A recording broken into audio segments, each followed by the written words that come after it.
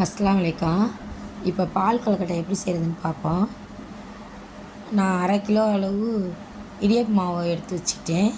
இப்போ அதில் ஒரு பிஞ்ச் அளவு உப்பு போட்டு பிசைஞ்சு சிலிண்டர் ஷேப்லேயும் உருண்டை ஷேப்லேயும் நல்லா உருட்டி 3 தட்டில் ரெடி பண்ணி வச்சுக்கிட்டேன்.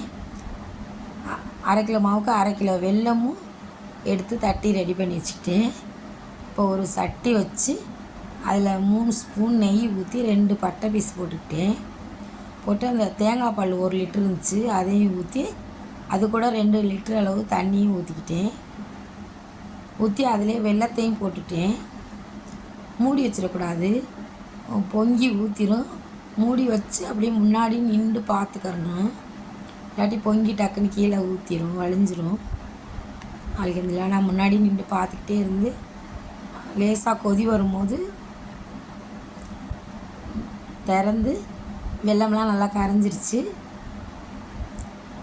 இப்போ உருட்டி வச்சுருக்க கொழுக்கட்டை எல்லாத்தையுமே இப்போ உள்ளே போட்டு நல்லா வேக வச்சுக்கணும். 10 நிமிஷம் வேக வைக்கணும். அந்த தேங்காய் பால் வெல்லத்துலேயும் 10 நிமிஷத்துலேயே அல்ஹம்துலில்லாஹ் வெந்துடும். ரொம்ப நேரம் எடுக்காது வேகிறதுக்கு.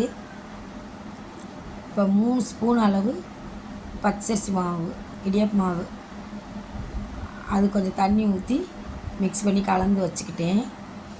இப்போ நல்லா கொழுக்கட்டை மூடி வச்சு 10 நிமிஷம் பார்த்து வெந்துருச்சான்னு செக் பண்ண நல்லாவே வெந்துருச்சு. இப்போ வெந்த பிறகு நம்ம கரைச்சி வச்சுருக்கிற அந்த மாவையும் உள்ளே ஊற்றி ஒரு 5 நிமிஷம் வைக்கணும்.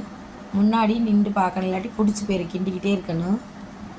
இப்போ இந்த மாவு ஊற்றின நிமிஷத்துக்கு பிடிச்சிரும், அதனால் கிண்டிக்கிட்டே இருக்கணும். ஒரு கொதி வர்ற வரைக்கும் மூடி வச்சு அங்கே நின்று பார்த்துக்கிட்டே இருக்கணும். கொதி வந்துச்சுன்னா நல்லா பாவு பதம் வந்துடும். அல்ஹம்துலில்லாஹ் நல்லா ரெடி ஆயிடுச்சு பால் கொழுக்கட்டை.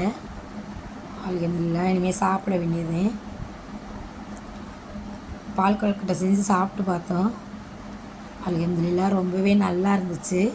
நீங்கள் இந்த மெத்தடில் செஞ்சு பாருங்கள். உங்களுக்கு பிடிச்சிருந்தா லைக் பண்ணுங்கள், ஷேர் பண்ணுங்கள். ஸ்ராஜ் அப்சின் சேனலை சப்ஸ்கிரைப் பண்ணி வச்சுக்கோங்க. அல்ஹம்துலில்லாஹ். பால் கொழுக்கட்டை சாப்பிட்றியா? சாப்பிடுவேன்.